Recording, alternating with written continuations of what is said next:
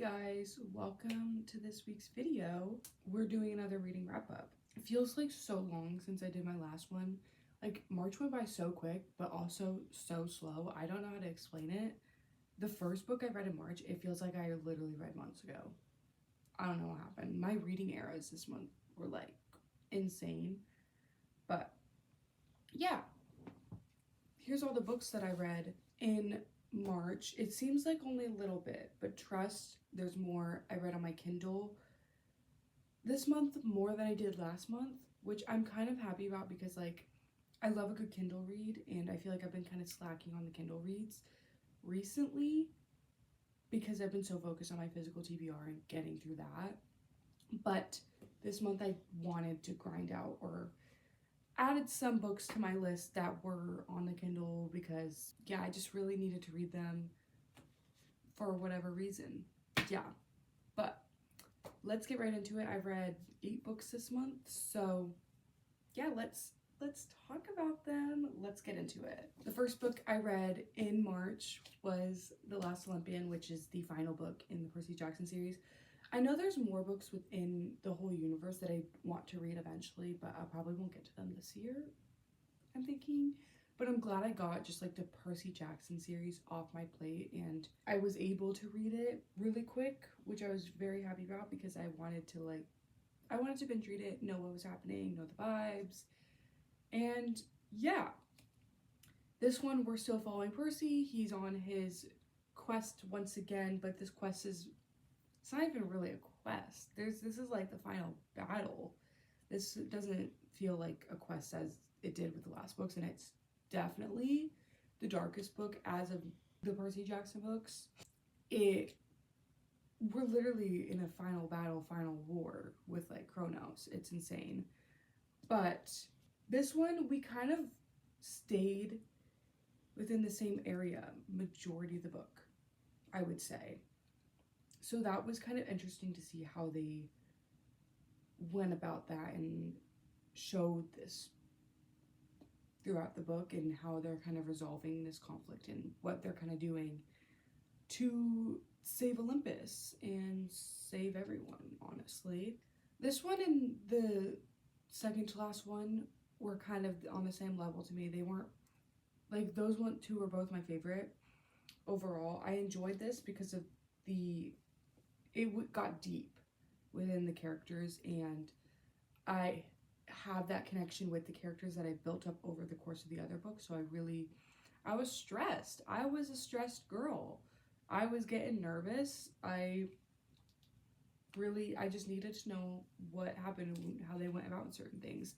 And we kind of got to see like certain characters, like I don't dislike them as I did prior, and I kind of see their depth and their background within this story. We get a lot. I think it was this one. I don't quite remember. That's one thing. I like this. Feels like I read it so long ago. I'm kind of merging the books together in my head just a bit, but it's fine. I think, no, that did happen in this book. Yeah. But yeah, I enjoyed it. It was fun. I binge read it. It kept me on my toes. I was nervous. I was stressed. Yeah, it was pretty good. Overall, I rated it 4 stars.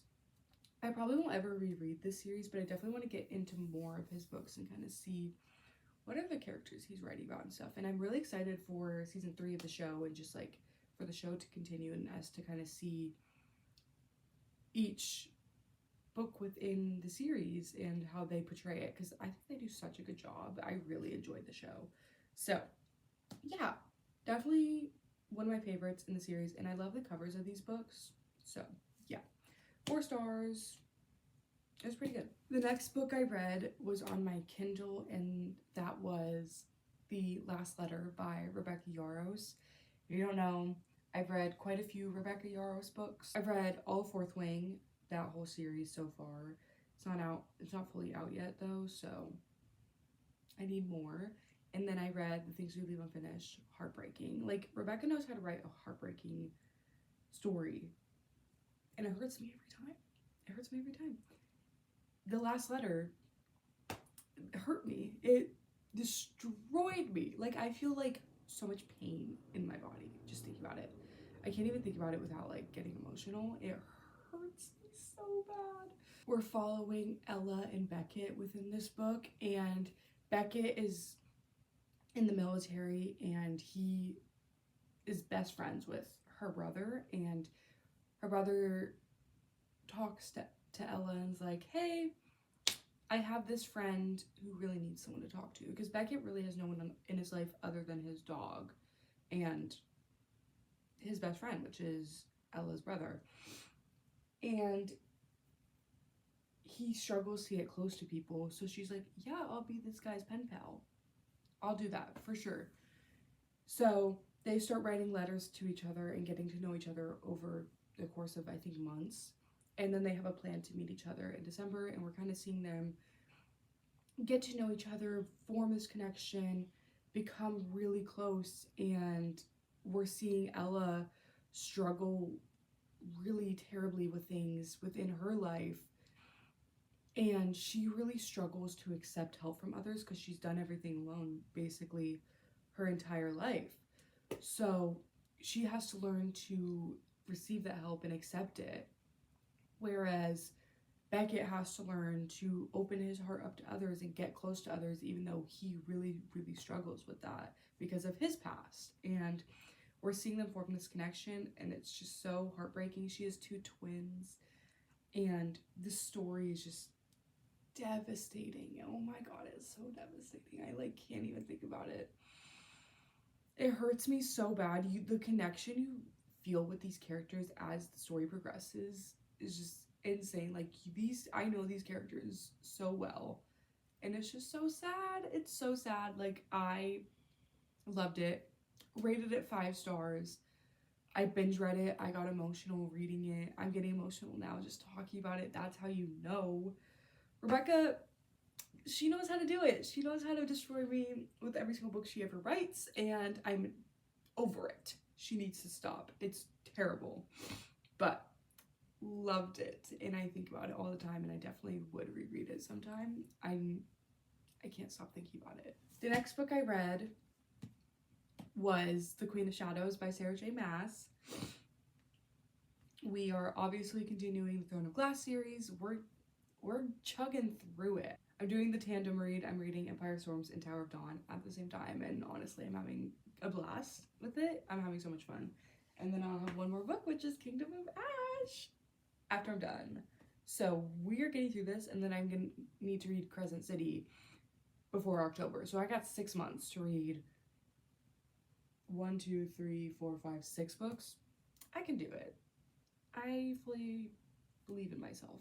But on to this. I'm gonna stop my yapping. We're still following Selena, and we're getting the point of view of a bunch of her friends.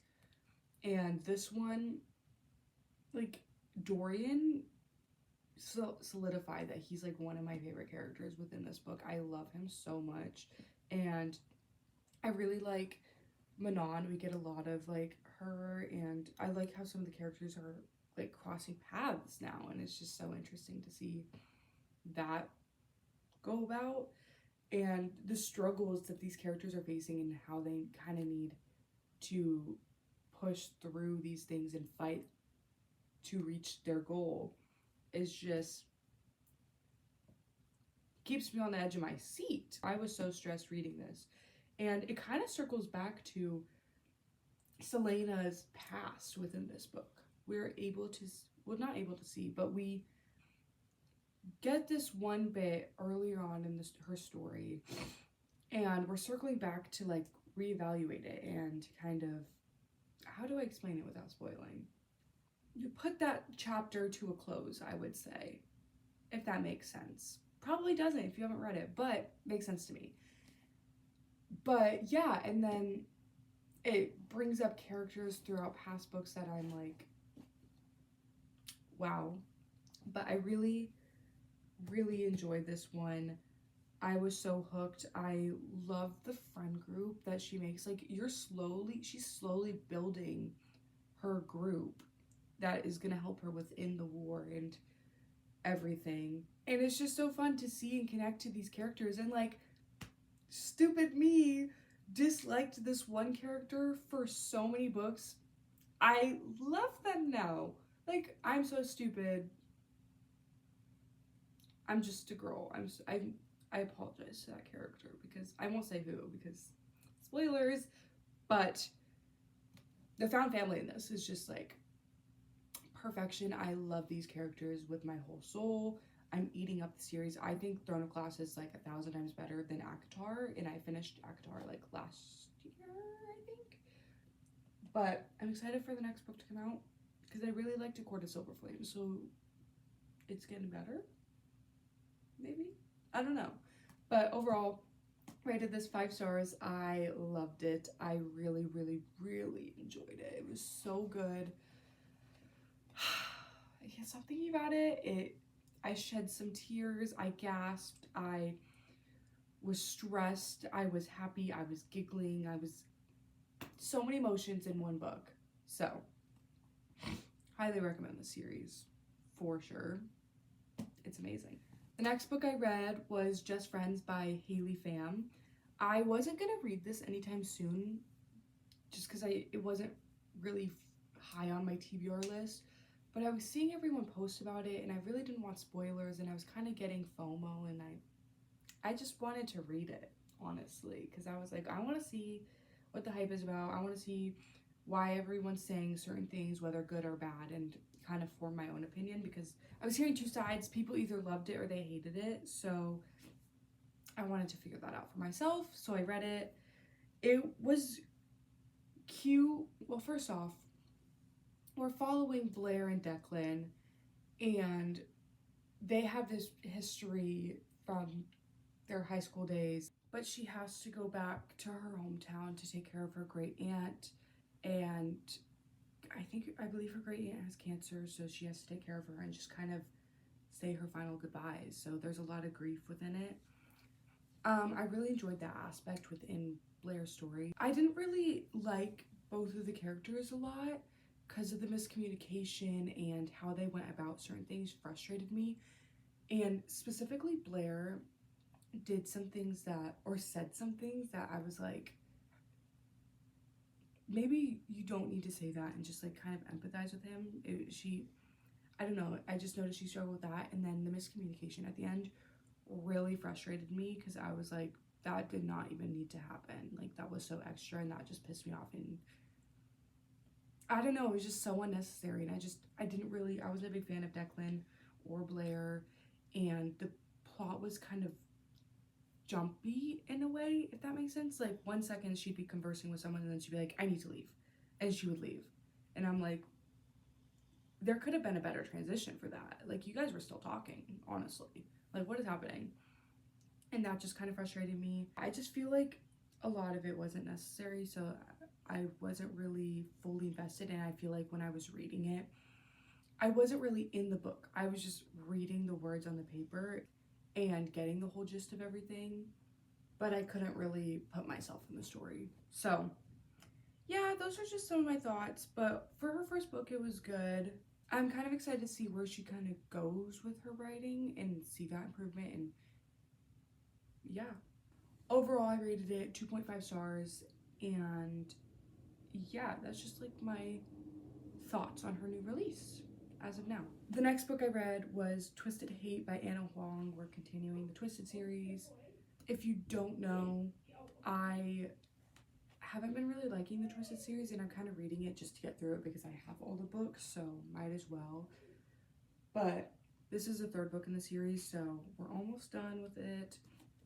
I was more excited for this book because I liked the two main characters in the other books. They've been my favorite as of the other books, and I really enjoyed their characters. So we're following Josh and Jules, and they hate each other. Jules is Ava's best friend and Josh is her brother, and they don't like each other. They never have, and we're seeing this story and love grow between them, I guess, which I enjoyed throughout.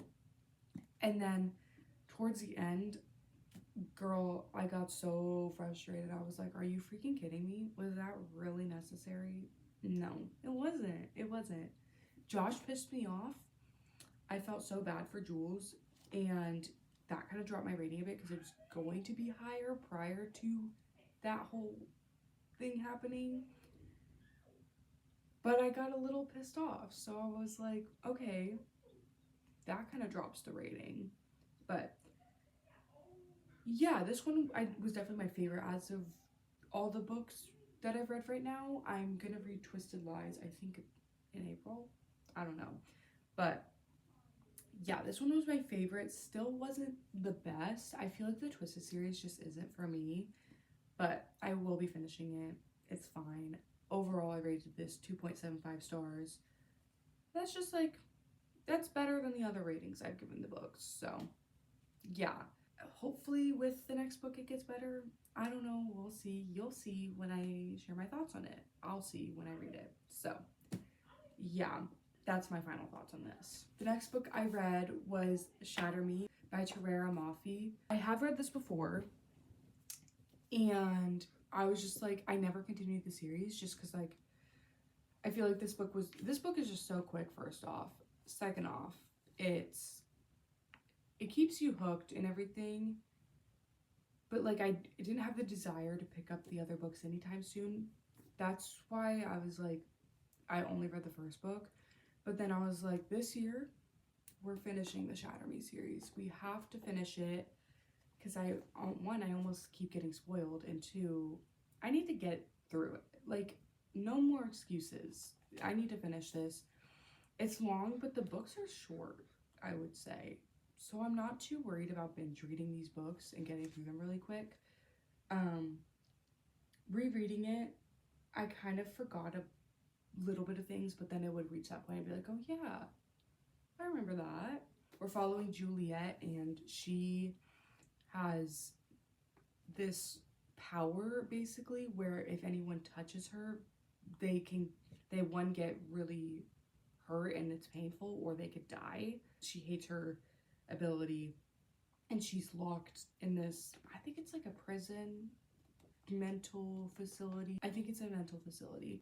We're seeing her experience with her power and the whole government and what has come of the world. Yeah, we're getting her story. We're following along with her.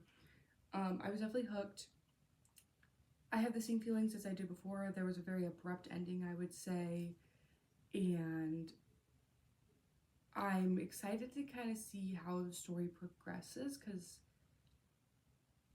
I don't know, we got nothing from this. Like, we learned some things, obviously, as you do, but I need more. So I'm definitely excited now to get into the rest of the series and pick up their other books. It was interesting, and it kept me hooked. Shit was going down quite a bit. So yeah, overall rated it 3.5 stars. It was average. I'm excited to see kind of how the story goes, because a lot of people love this series, and I kind of, maybe I'll get a 5-star out of it. Who knows? I don't. But yeah, 3.5 stars. The next book I read was The Do-Over by Lynn Painter.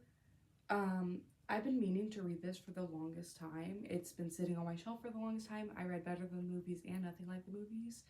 I need to officially get to her other books. This was definitely like higher on my list for this year. Like, I really wanted to finish it. We're following Emily, and it's Valentine's Day. She has the worst Valentine's Day ever. She crashes into this guy Nick's car. Her boyfriend cheats on her. It's like a whole thing. And she's just having such a terrible day. She wakes up the next day after that Valentine's Day to it repeating. So she's like, what the fuck is happening? She's struggling.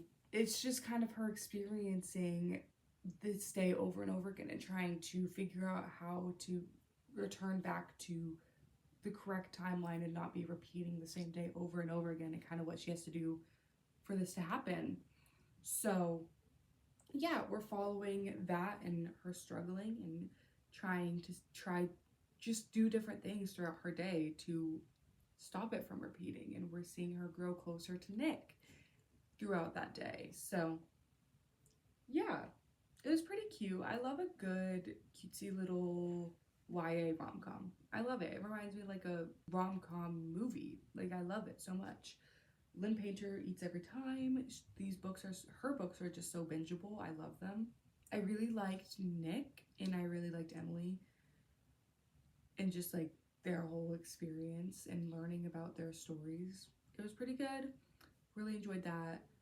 Overall, I rated it 4 stars. There was a bit at the end where I was just kind of frustrated with Nick, but it was fine. Yeah, I'm glad I finally got to this. Got it off of my plate.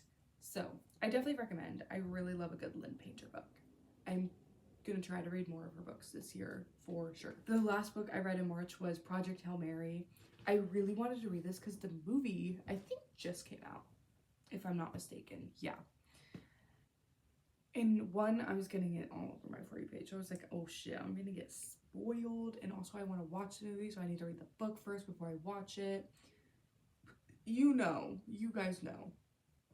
But there's this astronaut initially when you first start reading the book. He's on this spaceship, but we don't know anything about him. We don't know his name, we don't know what he does, we don't know how he got on here. And he's slowly putting the pieces together as to how he got on this spaceship and how he has to save the world and what certain things he's learned and what he has to do. And yeah, it's just so interesting following him. We're in the past and present timeline. Like, we're getting the past that led up to this, to him being there, and we're getting the present of him just struggling to do certain things. He has to relearn how to do everything, basically. You learn to connect with his character and other characters, and you learn to really love them. And yes, there's a lot of sciencey nonsense within it where I'm like, what are you saying to me? I don't know. But it's such a good book, and I binged it, and the emotions in it were just amazing and bittersweet, honestly. I really, really enjoyed it. I listened to the audiobook while I was reading it, so it was just kind of like an immersive experience, and I really, really enjoyed it. And the VA for him was just so funny. It was so good. I ate that shit up and left no crumbs. It was amazing. I definitely think about it to this day. Overall, I rated it 4.75 stars. Didn't quite hit that 5-star mark, just because at some points when he would be blabbing on about his science stuff, I would kind of not tune him out, but wouldn't be fully like, I was just letting him yap. I was like, yeah, I believe you. You know what you're talking about. I don't know what you're talking about, but I'll take your word for it. You just keep yapping. I'm not going to comprehend any of this. So that was the only bit where I was like, it didn't quite hit that 5-star mark, but it was such a good book, and I would definitely reread it. Like, I ate that up. I'm really excited to watch the movie and see kind of how they portrayed the characters and everything. So, yeah, that's my thoughts on that. These are all of the books that I read in March. I hope you enjoyed. I read some really good books and not so good books, but I'm happy with what I've read. I'm excited to kind of see where I go in April and what kind of books I'm reading in April. It should be a fun little reading month. Like, this month was really fun to read. I really had a joyful time. I'm hoping to maybe finish some series in April. We'll see. But yeah, that is everything I've read. I really hope you enjoyed, and let me know your thoughts down below for sure. If you have any recommendations for me, definitely comment that down below as well, because I love getting book recommendations. Yeah, all my book links are down below in the description, so if you want to check them out. That's all for today's video. I hope you enjoyed. I'll see you in the next one. Bye!